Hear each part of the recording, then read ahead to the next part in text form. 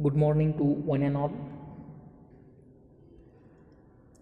Last two lecture we start the chapter Introduction to Different Dosage Form under subject Pharmaceutics first.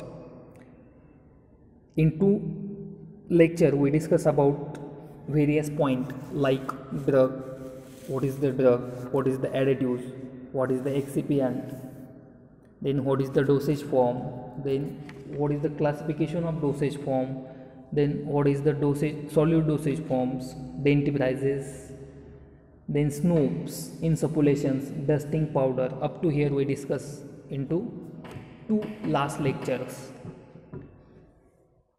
We revise short time.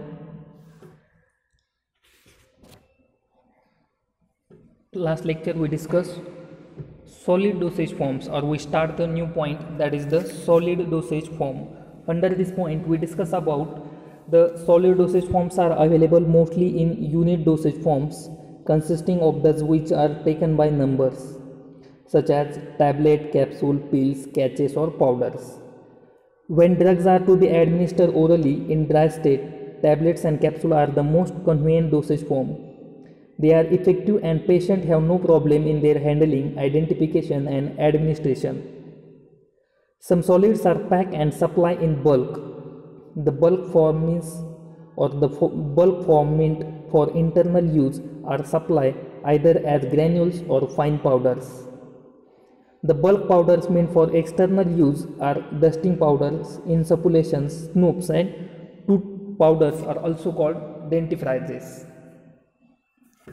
Then powder are the solid dosage form of medicament which are meant for internal or external use.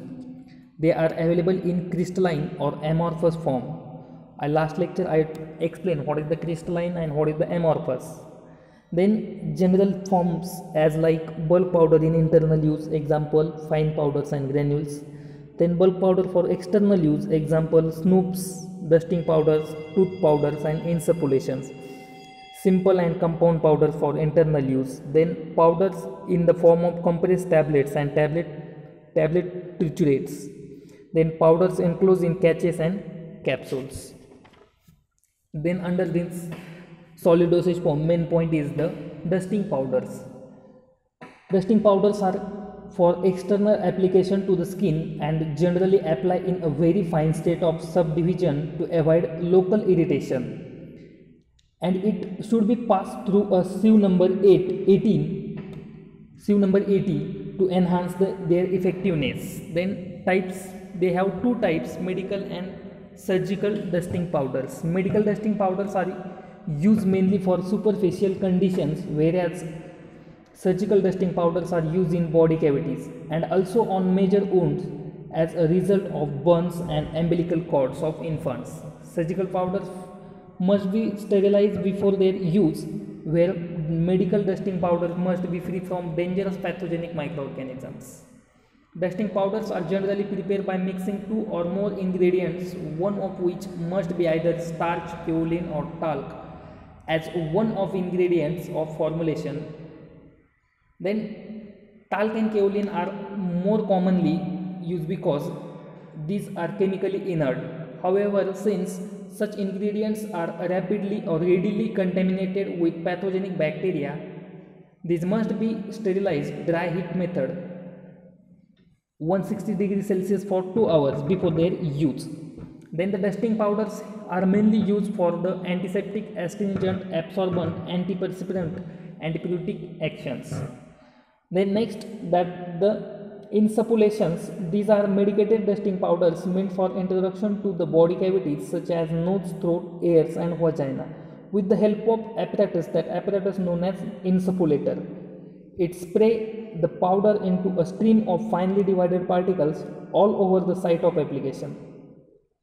Then some difficulties faced while using the insufflators, like first difficulty is it is difficult to obtain major quantity of drug as a uniform dose, and second one is it get blocked when it is slightly wet or powder use is wet.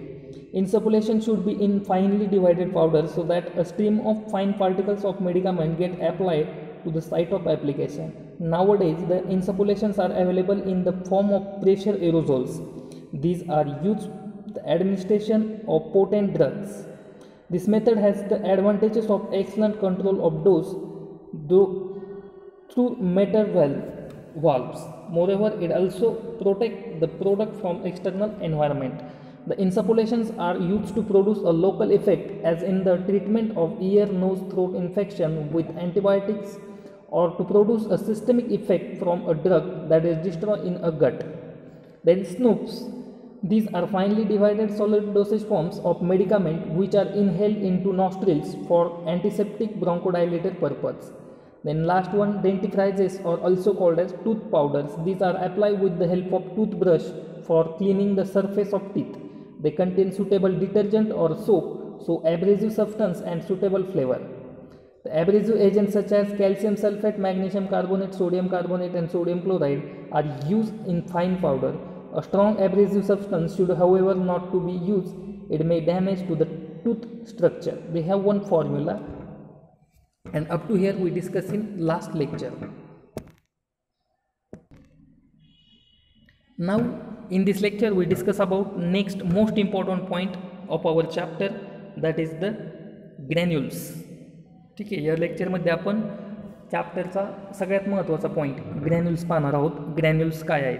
आता तुम्हाला ज्या हे दोन image दिसत आहेत, that is the, हे ज्या image दिसत आहेत त्या म्हणजे ग्रॅन्युल्स. ग्रॅन्युल्स म्हणजे दुसरं तिसरं काहीही नसतं, ॲज म्हणजे दिसायला एकदम पावडरसारखे. फक्त मेन डिफरन्स काय असतो की granules have uniform particle size.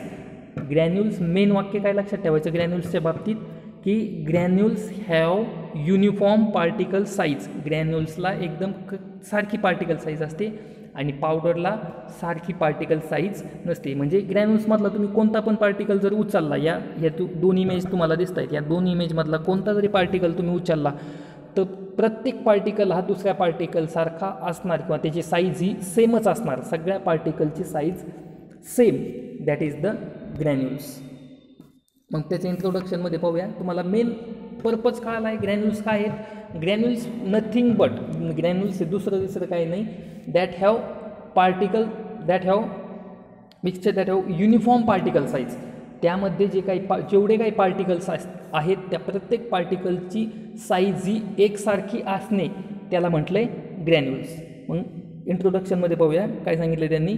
The बिटर, nauseous and unpleasant powder cannot be given in tablet form or in a capsule because a large number of them are required to be taken as a single dose. ज्या ड्रगला किंवा ज्या पावडरला bitter taste आहे, कडू आहे, nauseous आहे, म्हणजे ते आपण घेऊ शकत नाही, तिच्या सेंटने, वासाने ते आपण घेऊ शकत नाही. अनप्लिझंट पावडर आहे जी की आपण टॅबलेटमध्ये पण घेऊ शकत नाही आणि कॅप्सूलमध्ये पण घेऊ शकत नाही, कारण ती जर आपण ॲडमिनिस्टर करायला लागलो तर ते अनकॉन्शियस बिटरमुळे ते आपण ॲडमिनिस्टर करू शकत नाही. आणि जर अशा ड्रगचा जर डोस बनवायचा असेल तर that have large number of required to taken a single dose. मग त्यासाठी जे काही यूज करतात that form is the granules form.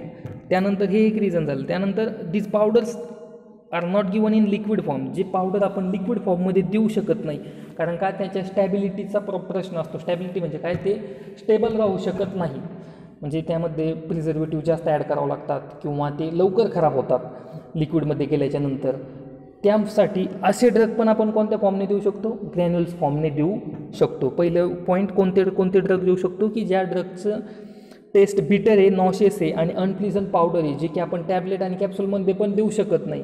ठीक आहे, असे डोस. त्यानंतर असे पावडर्स की ज्यांची स्टॅबिलिटी म्हणजे लिक्विडमध्ये ते स्टेबल राहत नाही, लिक्विडमध्ये गेल्याच्यानंतर ते लवकर खराब होतात. ठीक आहे, असे पावडर्स. त्यानंतर such medicaments are given in the form of granules. हे जे दोन प्रकारचे मेडिकामेंट्स आहे ते आपण ग्रॅन्युल्सच्या फॉर्ममधून देऊ शकतो.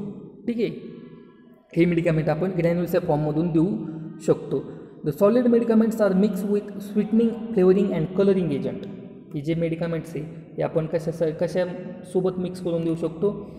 स्वीटनिंग म्हणजे स्वीट, गोड. त्यानंतर फ्लेवरिंग म्हणजे सेंट. त्यानंतर कलर म्हणजे तुम्हाला माहितीच आहे, कलरिंग एजंटसोबत आपण देऊ शकतो. समजलं इथपर्यंत. कोणते ड्रग की ज्या ड्रगची सगळ्यात अगोदर ग्रॅन्युल्स म्हणजे काय की ग्रॅन्युल्स म्हणजे युनिफॉर्म पार्टिकल साईज. वाक्य लक्षात ठेवायचं, ग्रॅन्युल्स म्हणजे काय युनिफॉर्म पार्टिकल साईज. त्यानंतर ग्रॅन्युल्स काय यूज केले जातात, दोन रिझन आहेत. पहिला रिझन की असे पावडर की जे लिक्विडमध्ये स्टेबल राहत नाही. These powders are not given in liquid form because of stability of problem.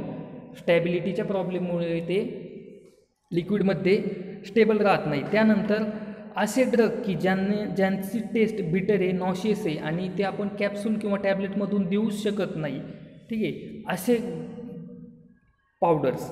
The बिटर, nauseous and unpleasant powder can not be given in tablet form or in a capsule because a large number of them are required to be taken as a single dose. Such medicaments are given in the form of granules. असे medicaments आपण ग्रॅन्युल्सच्या फॉर्ममध्ये देऊ शकतो.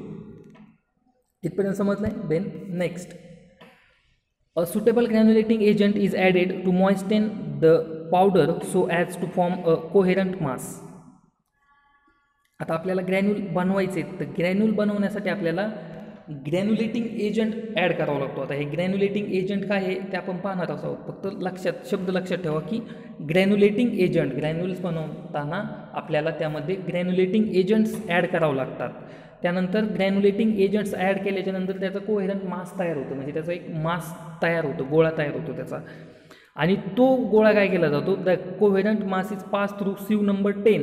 तो गोळा सीव number 10मधनं pass करायचा आणि सीव म्हणजे चाळणी 10 नंबरच्या चाळणीमधून तो पास करायचा. पास केल्याच्यानंतर जे काही तयार होईल दॅट इज द ग्रॅन्युल्स. ते ग्रॅन्युल्स तयार होतील. मग ते जे काही ग्रॅन्युल्स तयार झाले ते ग्रॅन्युल्स काय करायचे, हॉट एअर ओव्हनमध्ये, हॉट एअर ओव्हन नावाचं एक ॲपरेटस असतं, त्या हॉट एअर ओव्हन नावाच्या ॲपरेटसमध्ये 60 डिग्री सेल्सिअस टेम्परेचरला ते ठेवून द्यायचे. After the granules, dry granules pass through number sieve, ते ड्राय झाल्याच्यानंतर तेच ग्रॅन्युल्स सीव नंबर 20मधून पास करायचे. आणि पास केल्याच्यानंतर dry granules are supply in single dose सॅचेस which are dissolve in water before taking. This is the granules and granulation process. ही झाली ग्रॅन्युलेशन प्रोसेस. समजली. ग्रॅन्युलेशन प्रोसेस अगदी सोपी आहे. काय करायचं आहे, पावडर घ्यायचं आहे, पावडरमध्ये ग्रॅन्युलेटिंग एजंट ॲड करायचं आहे. काय ॲड करायचं आहे की त्याचं मास, म्हणजे थोडक्यात आपण जर घरी पोळी बनवायची असेल आपल्याला, पोळी बनवायच्या अगोदर आपल्याला त्याचा उंडा बनावा लागतो. उंडा बनावा लागतो म्हणजे तो मास बनावं लागतं त्या पद्धतीचं. पण त्या पद्धतीचं मास बनण्यासाठी त्यामध्ये काय करावं लागतो, ग्रॅन्युलेटिंग एजंट ॲड करावा लागतो. जोपर्यंत आपण पावडरमध्ये ग्रॅन्युलेटिंग एजंट ॲड करत नाही तोपर्यंत मास बनत नाही. म्हणजे थोडक्यात आपल्या मराठी भाषेत पोळीचा उंडा बनत नाही. तसा बनवण्यासाठी तो आपल्याला ग्रॅन्युलेटिंग एजंट ॲड करावा लागतो. मग ज्यावेळेस तो बनतो, तो मास बनतो, कोहेरंट मास म्हणजे उंड्याप्रमाणे ते बनतं, तेच काय करायचं आहे आपल्याला, सीव नंबर 10मधून ते पास करायचं आहे.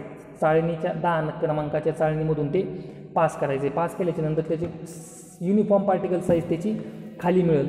मग ती भेटल्याच्या नंतर आपल्याला ती काय करायची, ती घ्यायची आणि हॉट एअर ओव्हन नावाच्या ॲपरेटसमध्ये 60 डिग्री सेल्सिअसला काही टायमिंगसाठी 1 आवरसाठी ठेवायची. ठेवल्याच्यानंतर ती काढायची. काढल्याच्यानंतर ती ग्रॅन्युल्स काय होतील, त्याचं मॉइश्चर निघून जाईल, ओलसरपणा त्याचा निघून जाईल, ते पूर्णपणे ड्राय होतील. ते ड्राय ग्रॅन्युल्स घ्यायचे आणि ड्राय ग्रॅन्युल्स सीव नंबर 20 चाळणीनं क्रमांक 20मधून ते पास करायचे. आणि 20मधून पास केल्याच्यानंतर जे काही तयार होतील, these are the proper granules. काय तयार होतील, प्रॉपर ग्रॅन्युल्स तयार होतील. देन नेक्स्ट हे झालं granules. Then next effervescent granules. आता इफर्वसंट ग्रॅन्युल्स काय ते आपण पाहूया. Before that, in granules nowadays various antibiotics like erythromycin, ampicillin, penicillin which are unstable in solution are prepared in the dry granular form in which drug is mixed with suspending, sweetening, flavoring, coloring and granulating agent. The granules are prepared and packed in a special types of bottles with a specific direction on its label for the patient and to add specific amount of freshly boiled and cooled water to dissolve it or shake well to form a homogeneous solution. The label should also state the time limit within which a reconstituted preparation should be consumed. Then effervescent granules. The effervescent granules are the specially prepared solid dosage form of medicament meant for internal use. हे जे काही इफरवसंट granules आहे हे काय करतो आपण internally घेतो. Effervescent ग्रॅन्युलचं सगळ्यात बेस्ट एक्झाम्पल इनो. आपण इनो घेतो. इनो माहिती आहे तुम्हाला. Eno is the best example of the effervescent granules. म्हणजे इनो हे त्याचं मार्केटेड नेम झालं. मग त्यामध्ये काय प्रेझेंट असतात, इफरवसंट ग्रॅन्युल्स प्रेझेंट असतात. मग हे कशासाठी यूज करतो आपण, इंटरनली यूज करतो. मग त्यामध्ये काय काय कंटेंट्स असतात पहा. त्यामध्ये they contain medicament mix with citric acid, tartaric acid and sodium bicarbonate. Citric acid, tartaric acid आणि सोडियम बायकार्बोनेट त्यामध्ये कंटेंट्स असतात. मग काय केलं जातं, आपण इनोला घेण्या अगोदर काय करतो, आपण इनो घेतो, वॉटर घेतो, वॉटरमध्ये इनो टाकतो, त्यातले बबल्स येतात आणि after that we take it or after that we administer it. मग इफरवसंट ग्रॅन्युल्समध्ये पण त्यांनी तेच सांगितलं आहे की before administration the desired quantity is dissolve in water. जेवढी क्वांटिटी पाहिजे तेवढी क्वांटिटी आपण वॉटरमध्ये डिझॉल्व करतो. The acid and bicarbonate react together producing effervescent. Acid, कोणता ॲसिड आहे त्यामध्ये प्रेझेंट, सायट्रिक ॲसिड आणि टायट्रिक ॲसिड आणि बायकार्बोनेट यांचं सोबत रिॲक्शन होते. रिॲक्शन झाल्यामुळे त्यातून इफरवसंट कार्बन डायऑक्साईड बाहेर पडतो. बाहेर पडल्याच्या नंतर after that we take it और वी ॲडमिनिस्टर इट. ठीक आहे. The carbonated water produce from the release of carbon dioxide stimulate the flow of gastric juice. तो कार्बन डायऑक्साईड काय करतोय, जे गॅस्ट्रिक ज्यूसचं जे स्टिम्युलेशन आहे ते फ्लो जो आहे तो फ्लोला स्टिम्युलेट करतोय. And after that it help absorption of medicament ॲब्सॉर्ब करण्याला पण ते हेल्प करते. This is the effervescent granules. Simple काय लक्षात ठेवणार, Eno. Then next point, method of preparation of granules method prepare करण्याच्या दोन मेथड आहेत. फर्स्ट आहे हीट मेथड अँड सेकंड आहे वेट मेथड. ग्रॅन्युल्स प्रिपेअर करण्याच्या दोन मेथड्स आहे. First is the heat method, second is the wet method. मग आपण पाहूया हीट मेथड. हीट मेथडमध्ये काय घेतलं जातं, अ large porcelain or stainless steel evaporating dish is place on the boiling water bath. एक वॉटर बाथ घ्यायचा आहे, त्या वॉटर बाथमध्ये पोर्सुलिन डिश घ्यायची, पोर्सुलिन और किंवा स्टेनलेस स्टील इव्हॅपोरेटिंग डिश घ्यायची. ठीक आहे. तुम्हाला हे ॲपरेटस ज्यावेळेस ॲक्च्युअल प्रॅक्टिकल्स होतील त्यावेळेस पाहायला भेटतील. सध्या नाव लक्षात घ्या की काय घ्यायचं आहे, एक पोर्सुलिन घ्यायची, लार्ज पोर्सुलिन किंवा स्टेनलेस स्टील इव्हॅपोरेटिंग डिश घ्यायची. ती डिश काय करायची, बॉइलिंग वॉटर बाथमध्ये ठेवायची. वॉटर बाथ असतं, त्यामध्ये पाणी असतं आणि ते बॉईल होतं पाणी, त्यामध्ये ती ठेवायची. त्यानंतर the dish must be sufficiently hot. ती डिश सफिशियंट हॉट झाल्याच्या नंतर त्यामध्ये काय करायचे, पावडर टाकायचे, त्यामध्ये पावडर ट्रान्सफर करायचे. काय घेतलं आहे, सुरुवातीला बर्नर घेतलं आहे, बर्नरमध्ये वॉटर बाथ ठेवलं आहे, वॉटर बाथमध्ये वॉटर टाकलं आहे, वॉटरमध्ये इव्हॅपोरेटिंग डिश ठेवली, त्याला हीट केलं आहे. आपल्याला समजलं की इव्हॅपोरेटिंग डिश किंवा पोर्सुलिन डिश सफिशियंट हॉट झाली. त्यामध्ये हॉट झाल्याच्या नंतर मग त्यामध्ये काय घेतलं आहे, पावडर ट्रान्सफर केलं आहे. ठीक आहे. पावडर ट्रान्सफर केल्याच्या नंतर to ensure rapid liberation of the water of crystallization from the citric acid. म्हणजे त्यामधून वॉटरचं लिबरेशन होऊन सायट्रिक ॲसिडचं क्रिस्टलायझेशन तयार होते. मग if heating of the dish is delay the powder which is added to it. त्यानंतर त्यामध्ये पावडर ॲड करायचे. It will heat up slowly and the liberated water of crystallization will go on evaporating simultaneously. As a result, sufficient water will not be available to make coherent mass. त्यामध्ये sufficient water नसणारे, coherent मास तयार होण्यासाठी water नसणारे. मग त्यासाठी काय सांगितलं, water ग्रॅन्युलेशन प्रोसेससाठी water गरजेचं आहे.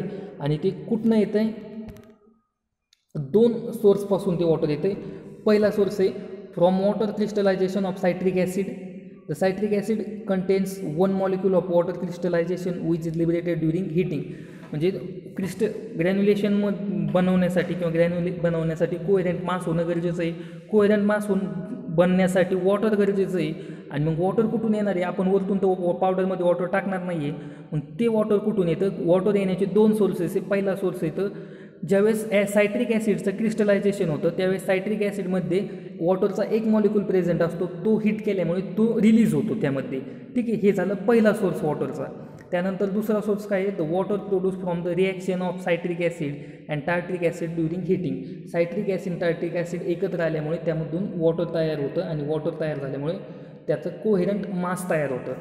मग कोहेरंट मास तयार झाल्याच्यानंतर त्याला पुन्हा 1 ते 5 मिनटापर्यंत हीट करायची. हीट केल्याच्यानंतर त्याचं डमी मास तयार करून घ्यायचं. मास तयार केल्याच्यानंतर ते 10 नंबर सीवमधून पास करायचं. 10 नंबर सीवमधून पास केल्याच्यानंतर हॉट एअर ओव्हनमध्ये 60 डिग्री सेल्सिअसला ठेवायचं. 60 डिग्री सेल्सिअसला ते पूर्णपणे ड्राय होईल. ड्राय झाल्याच्यानंतर पुन्हा बाहेर काढायचं. पॅक करायचं, एअरटाईट कंटेनरमध्ये पॅक करायचं आणि आपले काय तयार झाले, ग्रॅन्युल्स तयार झाले by using the heat method. कोणत्या मेथडने ग्रॅन्युल्स तयार झाले, by using the heat method. समजले, अगदी सिम्पल प्रोसेस आहे. काय सांगितलं प्रोसेसमध्ये पुन्हा एकदा रिपीट करतो मराठीमध्ये. पोर्सुलिन किंवा स्टेनलेस स्टील घ्यायचं. स्टेनलेस स्टीलचं इव्हॅपोरेटिंग डिश घ्यायची. एक तर पोर्सुलिन घ्यायची किंवा स्टेनलेस स्टील इव्हॅपोरेटिंग डिश घ्यायची. ठीक आहे. त्यानंतर वॉटर बाथ घ्यायचा आहे. ठीक आहे. ते एक बर्नर घ्यायचं आहे. बर्नर स्टार्ट करायचं आहे. त्यावरती ट्रायपॉड स्टँडच्या साहाय्याने वॉटर बाथ ठेवायचं आहे. वॉटर बाथमध्ये पाणी टाकायचं. कशामध्ये पाणी टाकायचं आहे, वॉटर बाथमध्ये पाणी टाकायचं आहे. इव्हॅपोरेटिंग डिशमध्ये किंवा पोर्सुलिन डिशमध्ये टाकायचं आहे का, नाही तर वॉटर बाथमध्ये पाणी टाकायचं आहे. त्यामध्ये आपलं पोर्सुलिन ठेवायचं आहे. त्याला हीट करायचं आहे. ज्यावेळेस आपल्याला अंदाज येईल की पोर्सुलिन डिश किंवा स्टेनलेस स्टील इव्हॅपोरेटिंग डिश गरम झाली, त्यामध्ये पावडर काय करायचे, ट्रान्सफर करायचे. पावडर ट्रान्सफर केल्याच्यानंतर काही वेळाने त्यामध्ये क्रिस्टलायझेशन तयार होईल. कशाचं, citric ॲसिडचं.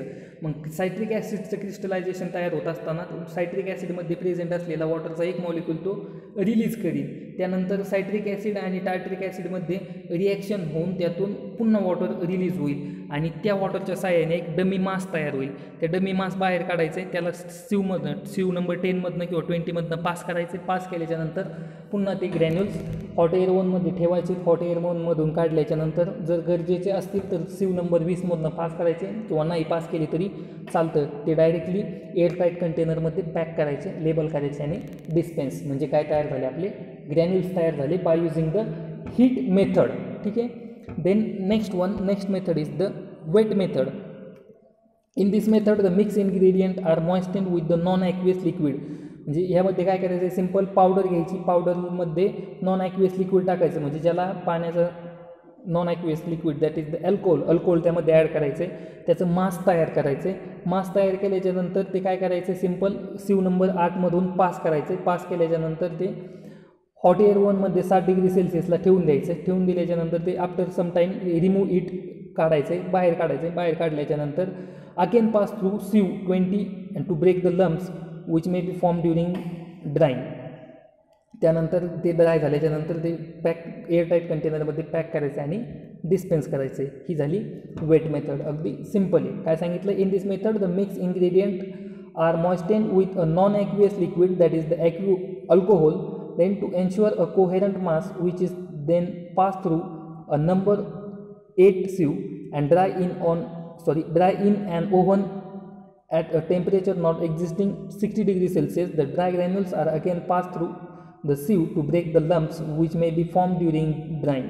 The dry granules are packed in airtight containers. This is the airtight. हे झाले पूर्ण ग्रॅन्युल्स तयार.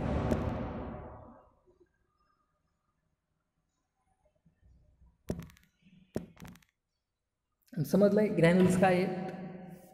आज आपण फक्त एकच पॉईंट पाहिला, ग्रॅन्युल्स. मग पुन्हा एकदा रिपीट करूया आपण. ग्रॅन्युल्स काय आहेत, सगळ्यात अगोदर लक्षात ठेवायचं ग्रॅन्युल्सच्या बाबतीत एकच वाक्य की पार्टिकल युनिफॉर्म पार्टिकल साईज. काय लक्षात ठेवणार, युनिफॉर्म पार्टिकल साईज. देन केव्हा ग्रॅन्युल्स यूज केले जातात, जेव्हा द बिटर nauseous and unpleasant powder cannot be given in tablet or in a capsule because a large number of them are required to be taken as a single dose. These powders are not given in liquid form because of stability. Such medicaments are given in the form of granules.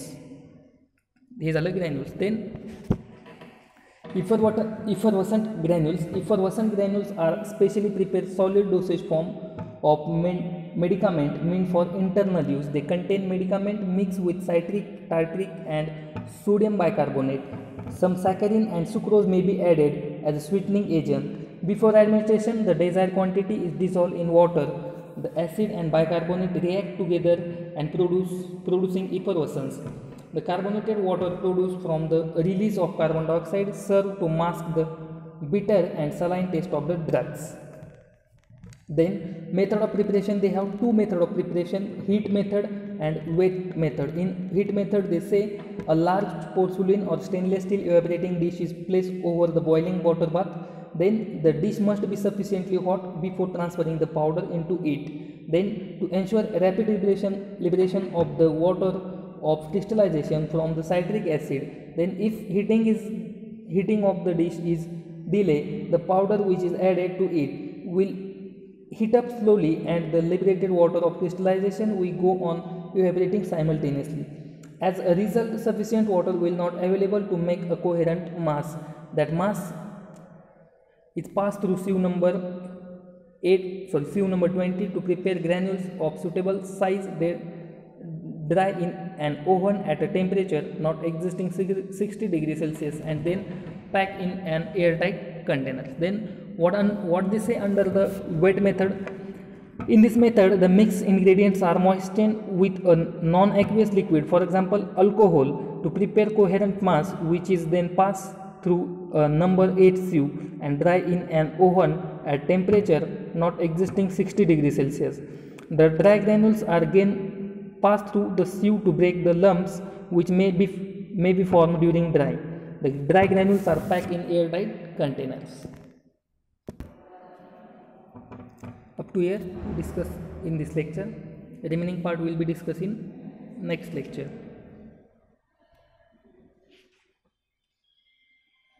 Thank you.